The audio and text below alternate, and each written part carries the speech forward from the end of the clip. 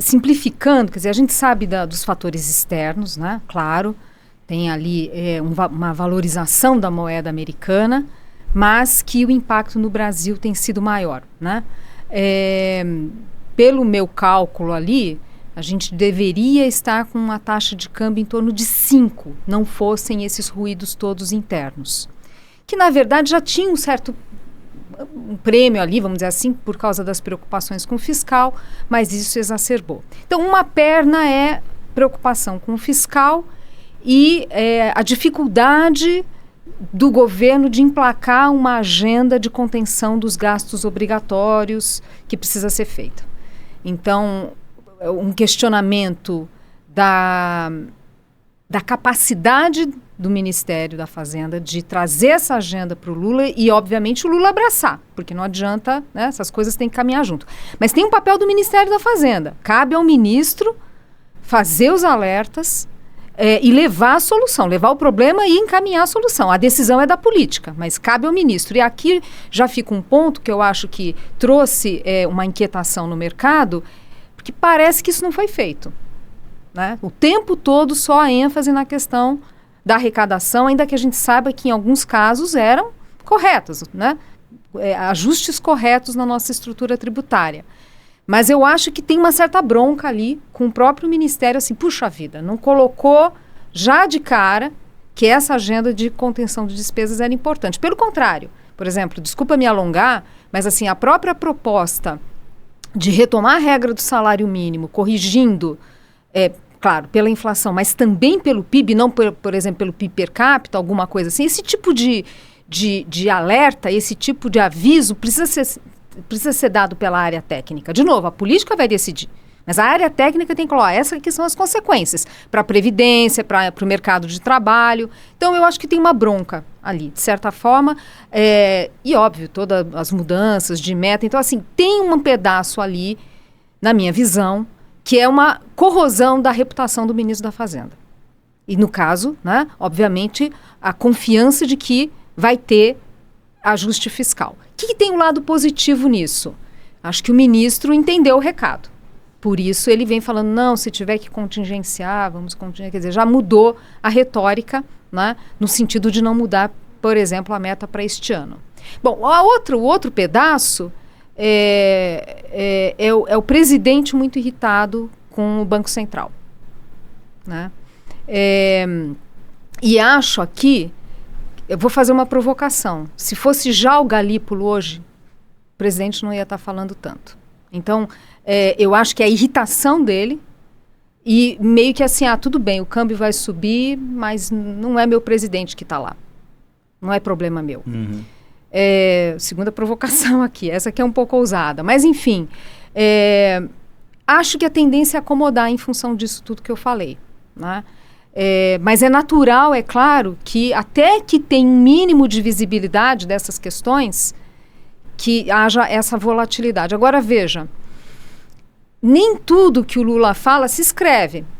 Então, assim, vamos lembrar, aí para tentar um pouco, baixar um pouco essa fervura. Quando o Lula começou a criticar lá atrás o Banco Central, o que ele falava? Eu acho que essa autonomia não funciona. O Congresso veio e falou, desculpa, a gente não vai voltar atrás. E é óbvio que ele também não vai gastar capital político para isso. É muito mais um desabafo do que uma agenda que ele vai abraçar na minha visão. Depois, essa meta de inflação é muito alta. Pois é, já 2 vezes reafirmou a meta de inflação. Então, acho assim, a gente tem que começar, o mercado, assim, passado o susto, precisa começar a separar todos esses fatores, e eu acho que isso tende a acontecer e tende a desinflar, ainda que, é claro, não teria ousadia aqui de dizer que o pior já passou, porque toda vez que a gente fala isso, parece que vem uma notícia ruim, né? Já estou traumatizada, né?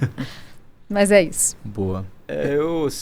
A gente vê realmente que, né, os gastos estão correndo acima do que deveriam, e acho que mais do que isso é uma sensação de falta de controle no sentido de quem está olhando para isso, né? A ministra Simone Tebet hoje veio no meio da tarde falar que não precisa fazer contingenciamento, né? Agora no dia 22 de julho, o que por todas as contas que a gente vê, o que a gente faz e vê no mercado, precisaria fazer alguma coisa aí entre 40 a 50 bi. Então, ser zero parece muito pouco e ela deveria ser, né, a pessoa a defender, fazer esse tipo de contingenciamento. O ministro Haddad, né, como a Zena já mencionou também, lutando diversas batalhas ao mesmo tempo, parece, né, no Congresso, com o mercado, e, enfim, tentando apaziguar de um lado ou de outro. Parece que falta abraço, né, falta apoio ali para ele também nesse sentido. Mas não precisamos fazer uma grande reforma no curto prazo para que você possa talvez acalmar um pouco o mercado e trazer um pouco de alento, né? Acho que um contingenciamento aí de 15, 20 bi, o governo anunciar alguma medida administrativa na questão do BPC, arrumaria talvez mais 10 bi nos próximos, né, 10 a 12 meses, algum controle na boca do caixa, você consegue mais 10 bi, enfim, consegue tirar da cartola aí sem ter que fazer uma grande reforma ou votar grandes coisas no Congresso de 30, 40 bi, né, nos próximos, sei lá, talvez 10, 12 meses. Então, não parece ser difícil você tirar, né, a pressão dessa panela. Agora, é meio que o dilema do Júlio César ao contrário, né, que ele falou que a esposa dele, a segunda esposa dele não precisava ser honesta, ela precisava parecer honesta, né? Esse governo é o contrário, ele não precisa parecer. Ele diz que ele é comprometido, mas agora ele precisa ser comprometido com fazer algum tipo de anúncio de política fiscal, né? Então ele sempre vem falando, não, a gente faz, o Lula fala, eu fiz no passado, confia em mim, né? O próprio Haddad falando, não, a gente não vai ser fiscalmente irresponsável. Tudo bem, mas chega de papo, né? O mercado agora está começando a querer ver algum tipo de anúncio, né, crível e efetivo, onde você coloque algum tipo de backstop, né, de parada, nessa questão do fiscal.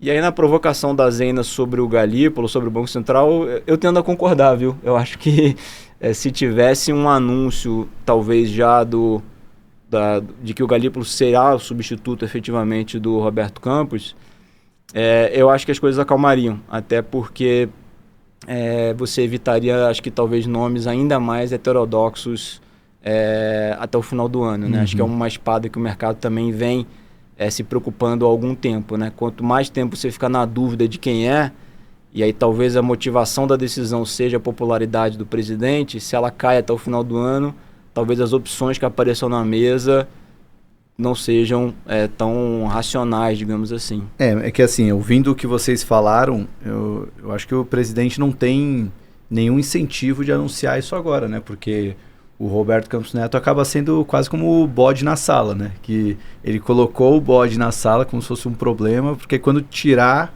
parece que resolveu o problema. Na verdade, não vai de fato ter resolvido, né? Mas ele, enquanto o Roberto Campos Neto estiver lá, ele tem alguém para culpar, né? Tem alguém para falar, pô... E não só ele, né? A gente vê toda... Aí acho que é uma questão de Cat 22, né? O fato de quem está causando quem. Porque enquanto você tem esse movimento do câmbio, provavelmente você vai ter revisões para cima de inflação. A gente fez uma revisão hoje das nossas projeções de inflação de IPCA.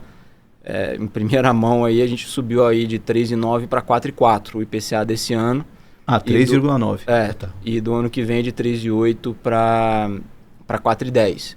E aí é questão do câmbio, né? Inexoravelmente você tem um câmbio mais alto, você acaba influenciando, as expectativas desancoram e provavelmente, né, vão continuar desancoradas, não vão voltar, e você tira o espaço que o próximo presidente do Banco Central teria para cortar juros, né? No limite é isso. A gente estava falando alguns meses atrás que a Selic esse ano poderia ir para 9, 9,5, paramos em 10,5 e talvez no ano que vem não seja nem possível mais chegar no 9,5 se essas expectativas de inflação continuarem desancorando. Se a gente tiver uma inflação no final desse ano por causa do câmbio mais alta, gera uma inércia para a inflação do ano que vem, que também vai puxar as projeções. Então, assim, se a gente começar a ver inflação projetada para o ano que vem de 4 ou acima, e para isso começar a poluir 26, tira o espaço de corte de juros que você poderia talvez ter no ano que vem, né? Então, assim, você tem um bode expiatório, mas ao mesmo tempo isso te cria um problema para frente. Sim.